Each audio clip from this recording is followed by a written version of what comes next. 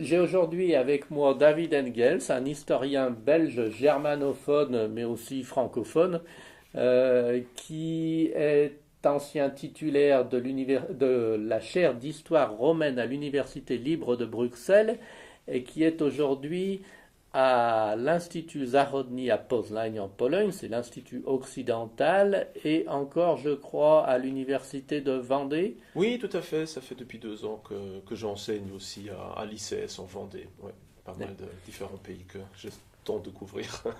Alors, je voudrais commencer notre entretien en te posant une colle. J'ai une citation, la citation c'est la suivante. On trouve une spécificité n'existant pas dans d'autres villes. Si quelqu'un meurt, même les voisins ne le savent pas, ni de quelle manière il est mort, ni quel médecin l'a traité.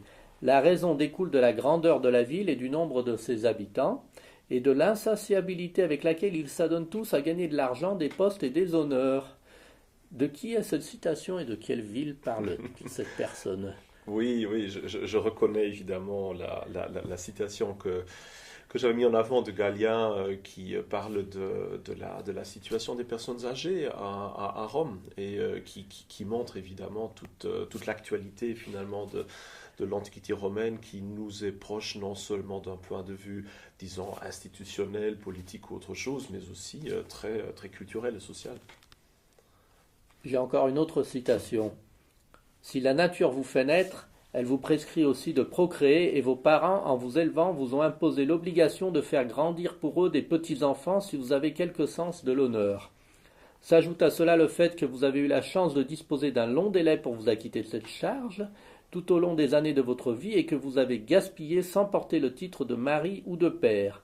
Allez donc verser d'une main qui s'y est trop accrochée la pièce qui sera utile à une famille nombreuse. Alors ça, c'est de qui? C'est Victor Orban ou peut-être une proposition de l'Institut Ordo Iuris où nous nous trouvons aujourd'hui? Le V est déjà pas mal, hein, c'est plutôt Valère Maxime de l'Antiquité évidemment qui reflète dans ce passage et dans les autres qui s'y rapportent toute cette discussion nataliste, démographique, essentiellement du 1er siècle avant, partiellement au 1er siècle après notre ère, où Rome avait des soucis assez semblables au monde occidental, hein, c'est-à-dire que les Romains de souche, si on veut, n'avaient tout simplement pas d'enfants, alors que beaucoup d'étrangers, d'immigrés qui allaient s'installer dans les grandes villes en avaient, et que, en effet, il y avait cette peur, probablement justifiée, qu'au moins l'élite romaine, tôt ou tard, allait, de sa propre décision, finalement disparaître et pousser cet empire romain dans l'incapacité de fonctionner encore correctement. Donc voilà, oui, un autre passage fort actuel. Alors, on parle donc, là tu as mentionné la fin de la République romaine, donc 1er siècle avant notre ère. On entend souvent comparer les temps que nous vivons aujourd'hui plutôt à la fin de l'Empire romain, la décadence, donc l'Empire romain d'Occident. Mais toi, dans ce livre que nous avons ici, alors en français c'est Le Déclin, et en polonais, Na drodze do Imperium, en chemin vers l'Empire, sur la route de l'Empire. Euh, Tu compares plutôt donc les temps que nous vivons aujourd'hui à la fin de la République romaine, au moment où cette République est devenue un empire, une dictature en fait. Et nous allons donc parler des thèses qui sont dans ce livre. Le sous-titre en français, c'est La crise de l'Union européenne et la chute de la République romaine, quelques analogies historiques. Alors, personnellement, après avoir lu ce livre en français, Le Déclin, je trouve que le titre polonais, sur le chemin de l'Empire, est plus approprié. Oui, oui, absolument. En fait, ça fait partie d'une petite discussion que j'avais eue avec mon éditeur il y a très longtemps, en 2013, quand la version française a été publiée pour la première fois. Quel titre donner à ce livre? Moi, mon titre favori aurait été Demain l'Empire, et qui est en effet le titre qui a été donné alors à la plupart des traductions de l'ouvrage et qui permet évidemment mieux de le situer que le déclin, qui assez rapidement, on a une connotation un peu moralisante avec ce mot qui est assez vague. Moi, je le trouvais intéressant, finalement, selon la proposition de mon éditeur, vu qu'il permettait un petit clin d'œil à Oswald Spengler avec le déclin de l'Occident, mais il est vrai que la version polonaise ou allemande, de ce point de vue, est nettement mieux.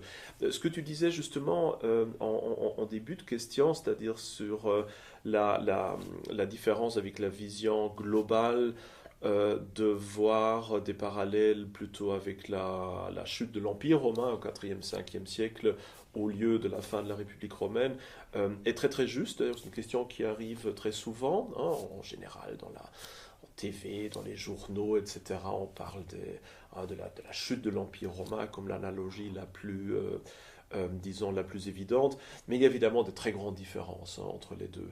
Je veux dire, vers la fin de l'Antiquité, on est déjà dans un tout autre paradigme religieux avec le christianisme.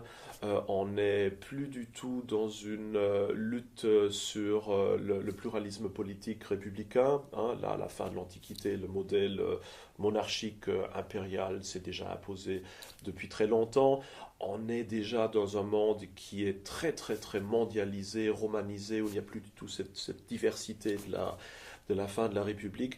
Et aussi toute une autre série de questions, notamment la chute démographique, le problème des institutions, les guerres asymétriques, etc., se posent d'une manière très très très différente finalement d'aujourd'hui. Et probablement le plus évident, c'est le problème de la migration, car aujourd'hui on compare très souvent le problème migratoire, surtout dans l'ouest de l'Europe, avec une nouvelle migration des peuples comme à la fin de l'Antiquité. Or, on n'est pas du tout dans un paradigme militaire, de conquête et de prise de pouvoir politique aujourd'hui. Aujourd'hui, on est nettement plus dans un paradigme comme à la fin de la République, sous l'hellénisme, d'une migration plutôt économique, plutôt, oui, voilà, basée sur l'attrait des aides sociales attribuées par l'État romain. Donc il y a toute une série de parallèles dont on parlera certainement plus en détail après, qui me font paraître que la fin de la République, au 1er siècle avant, ressemble nettement plus à l'actualité aujourd'hui que la chute de l'Empire romain demi-millénaire après. Alors justement, à la lecture de ton livre, ce qui frappe, c'est la similitude des mots soufferts par la société romaine de ce 1er siècle avant Jésus-Christ à ceux qu'on connaît aujourd'hui. Multiculturalisme, perte d'identité qui accompagne ce multiculturalisme, hiver démographique. Les gens n'ont plus d'enfants, n'en veulent plus, ils vivent trop bien, ils cherchent le confort, ils font carrière. Pratique de l'avortement même, condamné par certains déjà. Individualisme, dérèglement des mœurs, baisse de la pratique religieuse, donc pas chrétienne à l'époque, mais pratique religieuse vis-à-vis des dieux romains. L'épanouissement personnel d'une manière générale devient plus important que de vouloir créer une famille. On a la contraception aussi qui est utilisée. Alors d'abord ta méthode de recherche, parce que en faisant ces comparaisons, on n'avait pas à l'époque Eurostat, on n'avait pas l'INSEE et autres instituts. Comment t'y prends-tu pour trouver ces similitudes du 1er siècle avant notre ère? Oui, tout à fait. Là, c'est évidemment le gros souci du comparatisme, que ce soit par rapport à cette époque-là ou sur n'importe quelle autre. C'est qu'aujourd'hui, évidemment, nos moyens de quantifier ce qui nous arrive aujourd'hui, ces moyens-là sont évidemment supérieurs de loin aux souvenirs historiques qu'on peut avoir d'une époque lointaine de 2 milliers d'années ou qui s'affairait à une autre civilisation. Donc là, quantifier l'Antiquité est évidemment un très grand problème et évidemment très très très débattu. Il y a des tentatives évidemment sur base du monnayage, des inscriptions, de la fréquence de certaines inscriptions, aussi de fouilles archéologiques, etc., de mettre des chiffres évidemment sur la réalité de l'Antiquité, mais cela reste évidemment fort limité et surtout c'est assez difficile de couvrir des aspects plutôt culturels, de moralité publique, etc., avec ces moyens-là. Donc ce que moi, la seule chose qu'on puisse faire en tant que comparatiste, de ce point de vue-là, c'est de revenir aux sources, finalement aux sources écrites, aux témoignages des historiens, des philosophes, des rhéteurs, etc., et de les comparer et de voir dans quelle mesure il s'agit là d'une impression purement privée, personnelle, ou publique. Et donc là, évidemment, on est ouvert à beaucoup de discussions et aussi à beaucoup de critiques, car il est sûr que voilà, quelqu'un qui écrit un ouvrage historiographique, qui se lance dans un discours politique, il a évidemment ses objectifs à lui. Et donc c'est assez difficile, évidemment, de dire est-ce qu'on est vraiment absolument sûr qu'il s'agit là d'une réalité acceptée par tous, est-ce qu'il s'agit là d'un avis individuel de tel et tel auteur. Moi, je dirais qu'il y a deux possibilités qui nous donnent un petit peu de courage par rapport à cette méthode comparative. D'un côté, c'est la fréquence des attestations d'un certain sujet. Quand on voit qu'il y a un certain constat qui traverse l'entièreté de la littérature d'une époque, de ce point de vue-là, on peut se dire, bon, visiblement, ça renvoie quand même à quelque chose. Et puis l'autre, c'est aussi que l'auteur veut être compris. Et donc, si l'auteur met en avant un certain sujet, c'est qu'il doit au moins pouvoir croire qu'une partie significative des lecteurs ou du public puisse s'y reconnaître dans cette perception, du moins, de la réalité. Et donc, de ce point de vue-là, vu que nous agissons tous non nécessairement en connaissance de causes statistiques, mais par rapport à notre perception de la chose, c'est déjà intéressant de voir que la perception des Romains de phénomènes tels que le divorce, la chute démographique, la migration de masse, le déclin de la pratique religieuse, le multiculturalisme, le clivage social, que déjà cette perception semble avoir été très proche de notre réalité. Et donc même si on pouvait maintenant prouver que la réalité était tout autre, c'est notre perception néanmoins qui façonne nos actions politiques, et dans l'Antiquité classique c'était la même chose. Donc je dirais, oui, on peut avoir une certaine confiance, je dirais, dans cette approche, mais il est certain que comparer des textes avec des statistiques, il y a une asymétrie et qu'un petit doute reste toujours. On a déjà d'ailleurs, on le voit à travers ces textes anciens, un clivage gauche-droite d'une certaine manière. Si je prends l'exemple de l'immigration, on a des auteurs qui vont se plaindre de cette Syrie, déjà la Syrie qui déverse son fleuve de migrants dans le Tibre, avec les problèmes de criminalité, de prostitution, de langue. Ils apportent leur langue, leur mœurs, leur religion. Donc ça c'est très actuel, leur musique, voilà. Et tandis que on a d'autres auteurs qui vont critiquer ceux qui veulent expulser les étrangers de Rome, qui vont appeler à les traiter avec humanité, sans forcément leur donner la citoyenneté, mais à part cela en leur donnant le droit de citer. Donc c'est déjà un peu un clivage droit, le même genre de débat finalement qu'on a, et je crois également sur d'autres sujets comme le divorce, l'euthanasie, l'avortement, la famille. Oui, tout à fait. On a un débat qui est relativement semblable à celui d'aujourd'hui. Bon, évidemment, il est difficile de comparer les structures politiques et surtout le système de clientélisme et de proto-parti politique de l'Antiquité avec notre situation gauche-droite, d'autant plus que je crois ce qui est le plus ressemblant aujourd'hui et à l'époque, c'est que justement ces clivages tendent à disparaître très, très lentement. Avant, on avait des différenciations relativement claires entre les populares d'un côté, donc qui étaient un peu les populistes, parfois de gauche, parfois de droite, mais en tout cas contestataires, parfois un peu démagogiques, très précis dans leur constat de ce qui ne fonctionnait pas, vagues par rapport aux éventuelles solutions.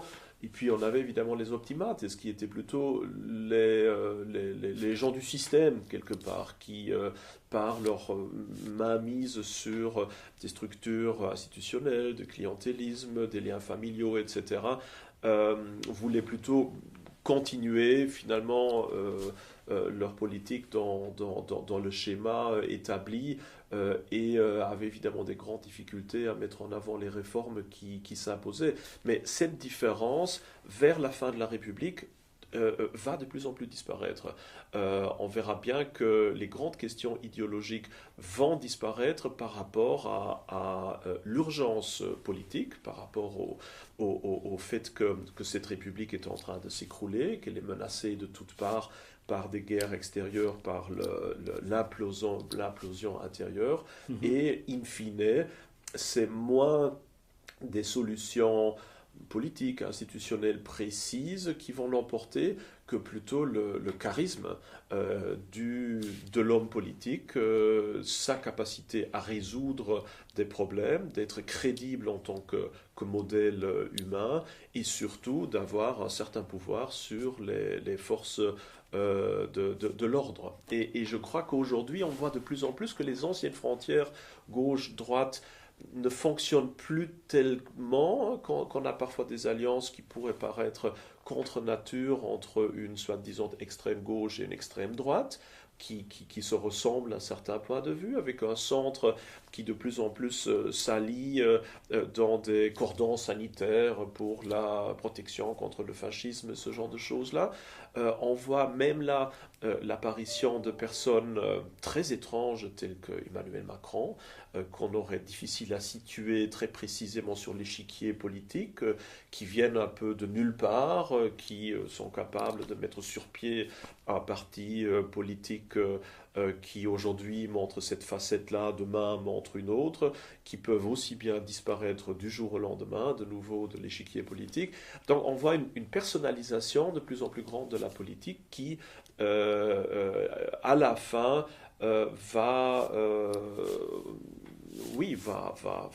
faire disparaître les structures institutionnelles républicaines établies. Justement, j'ai vu un baromètre publié en février 2024 du Cevipof. 34% des Français aimeraient avoir à la tête du pays un homme fort qui n'a pas à se préoccuper du Parlement ni des élections, et 23% souhaiteraient que l'armée dirige le pays. C'est en hausse de plus 5 points de pourcentage. Pour le pourcentage qui souhaiterait un homme fort à la tête du pays, qui ne se préoccupe pas du Parlement. Alors qu'est-ce que ça t'inspire à la lumière de la République romaine tardive, justement de ce passage de la République démocratique à un système monarchique, impérial? Oui, tout à fait. Ça montre très bien qu'on est déjà avec un pied là-dedans aussi, que malheureusement, les structures républicaines, démocratiques, se sont menées de plus en plus à l'absurde durant les dernières années, dernières décennies, peut-on dire, qu'il y a de plus en plus, surtout de jeunes, qui finalement n'ont plus de respect pour, disons, les institutions démocratiques parce que ces institutions ont monumentalement échoué et sont désormais synonymes de corruption, de léthargie, d'exploitation, d'incompétence, etc. Quelque chose de très semblable qu'on avait vers la fin de la République. Donc ce n'est pas nécessairement un débat entre démocratie et autoritarisme qui se joue, mais c'est plutôt la démocratie ou la République, vers la fin de la République romaine, qui se mène à l'absurde et qui finalement se délite d'elle-même. Et je crois qu'en France, la France est toujours, avec l'Italie, un très bon indicateur du futur européen. C'est toujours là, en France, généralement, que tout commence, que ce soit la Révolution française, etc. Donc là aussi, je crois que sur beaucoup de points, la France est un précurseur. Il y a peu de pays européens où la crise économique, institutionnelle, migratoire est tellement enfoncée et tellement problématique finalement. Et le fait qu'une grande partie, déjà actuellement, des Français soient prêts à souhaiter un homme fort, un homme providentiel, je crois est indicateur de ce qui arrivera de plus en plus dans les autres pays européens. Et si on ajoute à cela maintenant une crise aiguë, que nous n'avons pas encore, mais qu'on aura bientôt, je crois, ce chiffre-là pourra aisément augmenter encore de loin. Alors on a aussi, donc, on a parlé des pays d'Europe, mais on a maintenant l'Union européenne C'est José Manuel Barroso qui avait défini l'Union européenne comme le premier empire non impérial qui impose sa discipline non par la force mais par le droit. Alors, est-ce qu'on peut effectivement, je crois que c'est la thèse que tu défends, dire que l'Union européenne a des attributs de plus en plus impériaux face non pas à une république, mais plusieurs républiques qui ont tendance à se déliter? Oui, je crois qu'on puisse dire ça. Bon, évidemment, les structures, une fois de plus, entre la République romaine tardive aujourd'hui, il y a des grandes différences, forcément. Donc, plus on se rapproche avec la loupe de la réalité quotidienne, et plus ces parallèles sont difficiles à maintenir. Mais si on garde un point de vue général, on peut dire que l'Union européenne correspond à beaucoup de niveaux à une idée impériale. Nous avons là une structure qui est très clairement supranationale, donc qui est multiculturelle, comme chaque empire en général. On a une idéologie qui reste expansionniste. L'Union européenne veut s'étendre, que ce soit vers les Balkans, vers l'Ukraine, vers le Caucase, vers la Scandinavie. Donc il y a quand même une volonté d'expansion. Il y a une très claire croyance en sa propre supériorité idéologique, très évident, avec voilà, les valeurs universelles, etc. Donc il y a même cette composante très universaliste de représenter non seulement quelques États, mais une partie du moins significative de l'humanité. Donc, et puis il y a la possibilité de la force, car il est sûr que cette force militaire, elle n'est pas encore vraiment visible vers l'extérieur, mais elle est là à l'intérieur. Nous voyons très bien que, in fine, ce droit, il doit être réalisé. Il doit pouvoir être imposé dans les États membres. Et c'est évidemment la police qui est, à la fin, la conséquence suprême. D'ailleurs, on l'a vu notamment ici en Pologne, durant ces dernières années, de pression de plus en plus grande des institutions européennes sur le gouvernement polonais, et encore maintenant évidemment aussi hongrois, que cette Union européenne, même sans, pour le moment, avoir des moyens militaires significatifs, est tout à fait capable d'exercer une pression considérable sur les opinions, sur les institutions, sur les hommes politiques, avec des menaces financières, comme on l'a vu en Pologne, et comme je crois qu'on le verra bientôt aussi, l'utilisation du tribunal de Luxembourg pour potentiellement mettre des personnes aussi devant les tribunaux de justice. Je suis assez sûr Et que à ce sera la l'inverse, prochaine étape. elle semble capable, comme on le voit aujourd'hui en Pologne, d'accepter, voire d'approuver de graves violations de l'état de droit, du moment que ces violations sont réalisées par des gouvernements qui lui sont d'une certaine manière soumis, qui acceptent ses règles, ses valeurs, entre guillemets, son pouvoir impérial. Oui, absolument.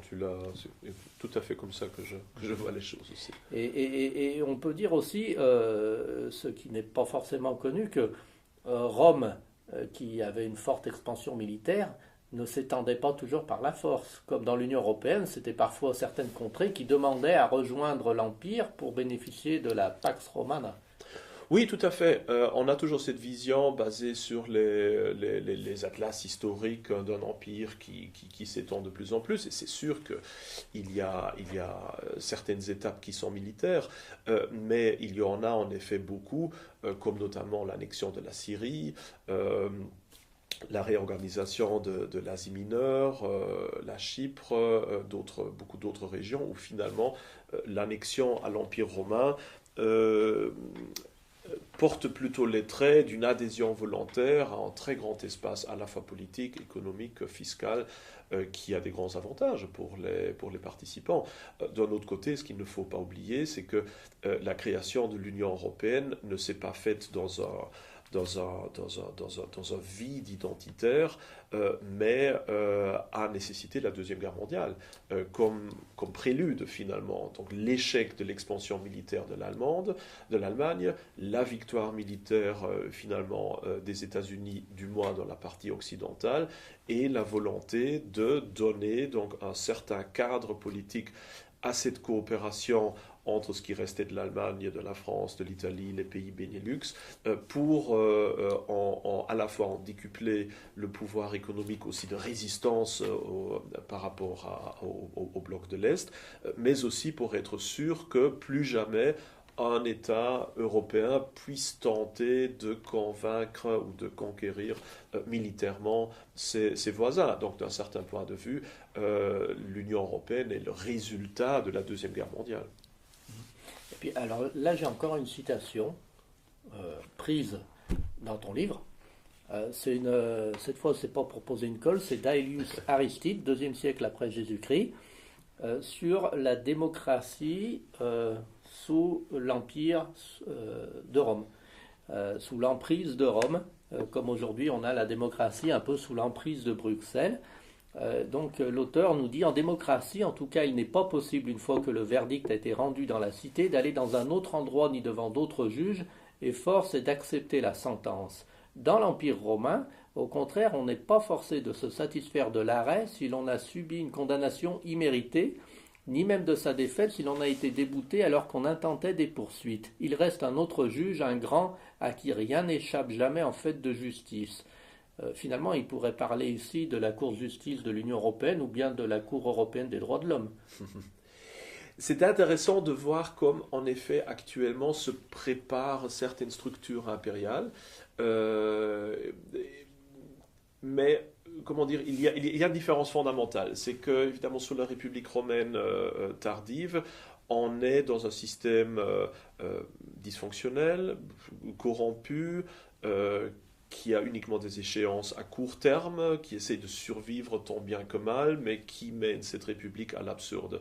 Puis on a la transition, et qui a une idéologie, disons, de plus en plus, disons, moderniste d'un point de vue actuel. Puis on a la transition par les guerres civiles vers le Principat augustéen, où en effet on a cette impression d'un État autoritaire, de notre point de vue aujourd'hui, mais du point de vue des contemporains, comme tu l'as déjà cité aussi dans ce passage d'Aelius Aristides, l'empereur est plutôt vu comme un genre d'arbitre, voire de défenseur des intérêts des gens simples. Les gens simples qui étaient exploités par le Sénat, par les institutions provinciales, etc., et qui parlaient par les grands aussi dans les villes, et qui trouvaient dans l'empereur, en effet, quelqu'un qui pouvait parler pour eux, qui les défendait.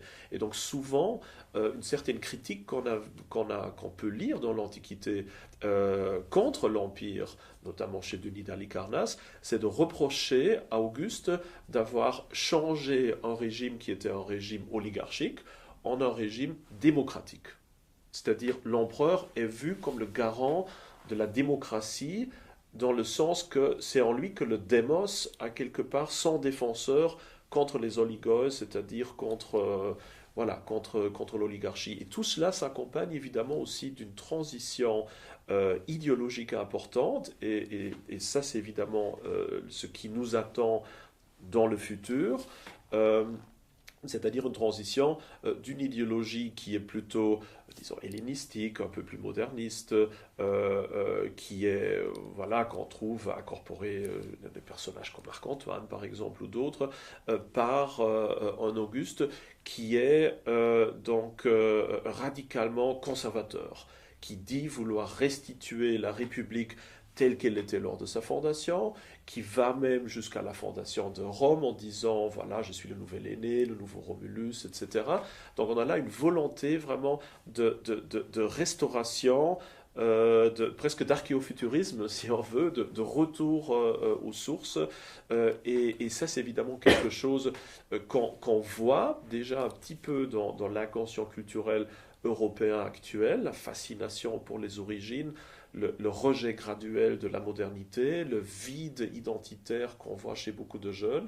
Et je suis assez persuadé que dans les années ou décennies qui vont suivre, cette révolution politique, qui est déjà préparée aujourd'hui dans beaucoup de structures européennes, va s'accompagner d'une révolution qui va être idéologique et qui va plutôt aller dans le sens conservateur que dans le sens de la gauche, comme on l'a aujourd'hui. D'accord. Donc ça viendra sans doute pas des institutions de Bruxelles, qui sont plutôt du côté de la révolution progressiste. C'est difficile à dire parce que les institutions européennes sont très intéressantes. Le problème, au fond, n'est pas nécessairement ces institutions, c'est plutôt l'idéologie qui les anime. Et on peut très bien imaginer qu'avec une majorité différente au Parlement européen ou dans certains États membres, qu'assez rapidement, cette Union européenne pourrait se transformer d'un outil de répression plutôt de gauche vers un outil d'utilisation, de mise en place de structures plutôt conservatrices. Évidemment, ce n'est pas pour cette année, ce n'est pas pour les élections de 2024 que ça va s'opérer, mais je crois réellement qu'il y a cette possibilité-là dans le futur. Maintenant, la grande question ouverte, c'est de savoir est-ce que cette réforme augustéenne, si on veut, est-ce qu'elle viendra de l'intérieur des institutions, c'est-à-dire est-ce que les élites bruxelloises et partiellement nationales en place aujourd'hui vont réaliser qu'ils devront changer légèrement de bord pour rester en place parce qu'ils voient que le vent tourne. Donc, est-ce que c'est plutôt de l'intérieur que ça vient? Et on voit bien comme certains hommes politiques peuvent tourner leur veste du jour au lendemain, donc ce ne serait pas du tout étonnant. Ou alors, est-ce que ça viendrait plutôt de l'extérieur, dans le sens voilà, d'un événement de réforme, voire de pré-guerre civile, autre chose, qui imposerait plutôt quelque chose de l'extérieur. Ça, c'est difficile évidemment à prévoir, mais je crois qu'in fine, on va dans ce sens-là. Et il faut peut-être dire... même si tu m'en as pas posé la question, mais face aux critiques aussi du livre, qui ont souvent vu là-dedans un genre de défense d'une révolution conservatrice, autoritaire de l'Union européenne, que mon attitude, elle est aussi tiraillée que celle des Romains. Hein, les Romains de la fin de la République et surtout du début de l'Empire voyaient dans Auguste à la fois un problème, vu que très visiblement il avait balayé les véritables structures républicaines, et d'un autre côté, ils y voyaient une solution sans alternative, vu qu'ils mettaient enfin un point final à ces guerres civiles, à ce désordre permanent, et réalisaient une grande partie de leur programme d'assainissement moral conservateur. Donc ils étaient tiraillé entre rejet, acceptation, comme ça peut très bien lire ça chez Tite-Live et chez Tacite. Et donc mon approche à moi, elle était un peu semblable. Oui, le fait de se dire, de perdre une partie de cette liberté républicaine, démocratique, qui aujourd'hui de toute façon n'existe qu'en grande partie sur le papier, mais plus vraiment en réalité, est douloureux. Et certainement pas quelque chose que les vrais conservateurs d'aujourd'hui vont accueillir avec enthousiasme. D'un autre côté, se dire qu'enfin il y aura une certaine stabilisation de cette crise identitaire et qu'on éviterait au moins le pire, c'est-à-dire une implosion totale de l'Europe et sa vassalisation sous d'autres États, et qu'on aurait peut-être même un genre d'assainissement moral, culturel, civilisationnel, est certainement quelque chose qui est à voir avec un certain optimisme. Donc, dès lors, on se va un peu tirailler par les perspectives qu'offrirait une telle comparaison. Restons donc sur cette note optimiste. Merci. Ou pessimiste. Voilà. Ou pessimiste, suivant les points de vue. Voilà, tout à fait. Merci, David. Merci de l'invitation.